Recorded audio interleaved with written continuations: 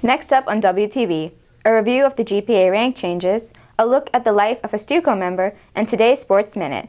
WTV's Daily Update starts now.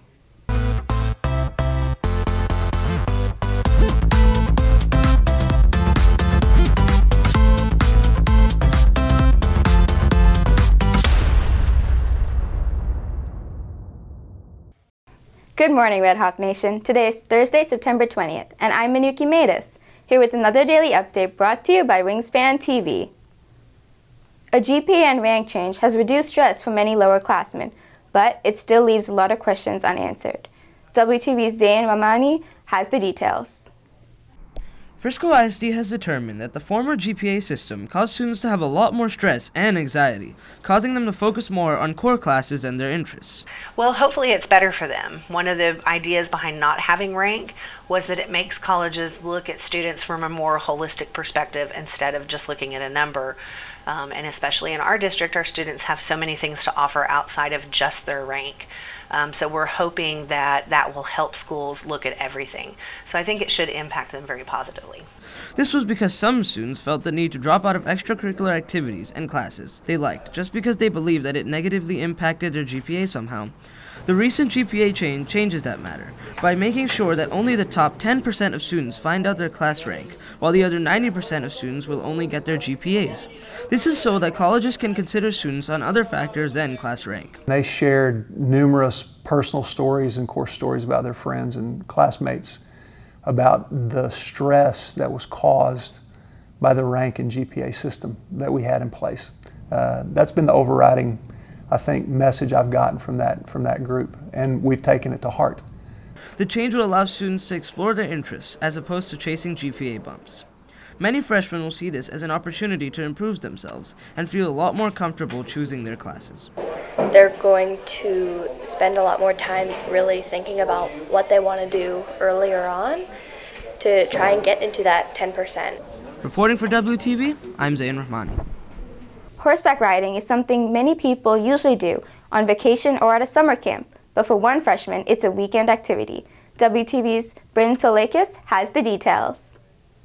Even though schoolwork can be stressful and take up most of a student's after-school time, Brooke Miller still goes and does what she loves, horseback riding.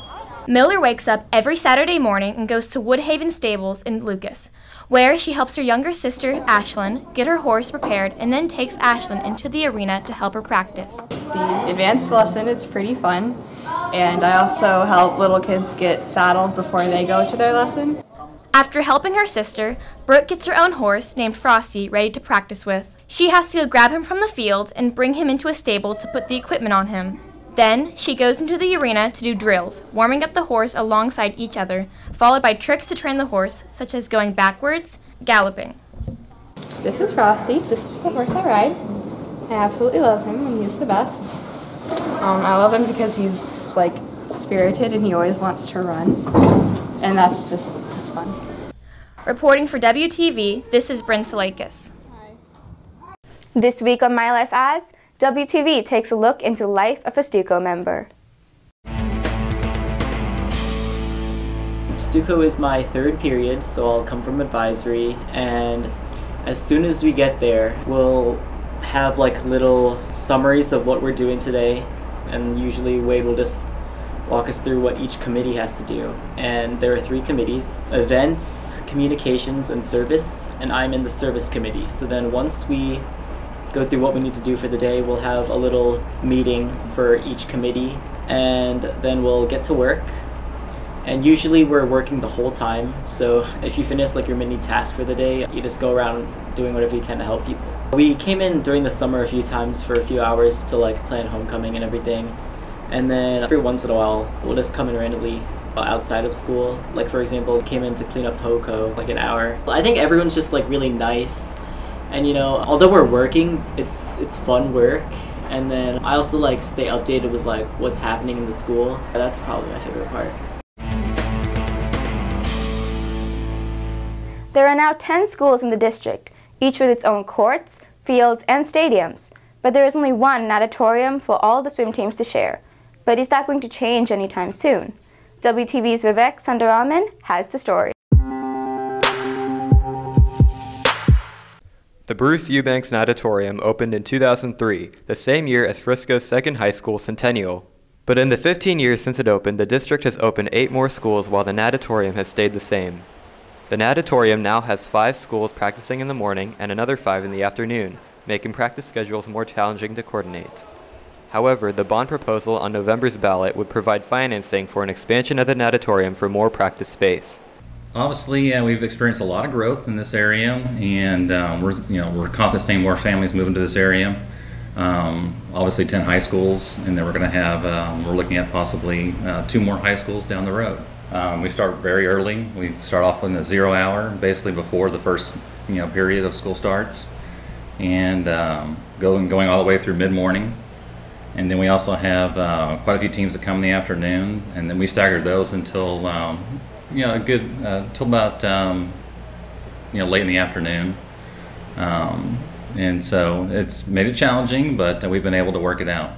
Of the nearly $700 million on the bond proposal, $22 million would be used for an expansion of the natatorium, which would include 9 swimming lanes of 50 meters or 20 swimming lanes of 25 yards, along with a deep water area for diving. The project would also generate revenue from hosting community events, private swim rentals, and private swim team lessons. Swimming and diving has been such a huge sport in this area. It's very popular. We have roughly 250 swimmers and divers in the program. And our Learn to Swim program, every single season that we offer is completely filled. And we actually have more people on a wait list than registered into the classes, and that just kind of shows you the health of swimming and diving in general. It's very popular here, and we see it continually growing. Reporting for Wingspan TV, I'm Vivek Sundaraman. If you're looking for more from Wingspan, you can follow us at Liberty Wingspan on Instagram, Twitter, or Facebook, or visit our award-winning website, libertywingspan.com. WTV's Wade Glover brings you today's announcements. Tomorrow is High Five Friday. All students will attend their homeroom for a Red Hawk grant presentation. Best Buddies has a mandatory meeting today after school at 4:20 in room C146. Students should be sure to check their FISD emails for important information throughout the year. Students enrolled in a class that requires a course fee are requested to pay as soon as possible on My Payments Plus. If you have any questions, see Campus Finance Secretary Christy Wilson in B101. That's it for today's Daily Update. This has been Minuki Matus for Wingspan TV.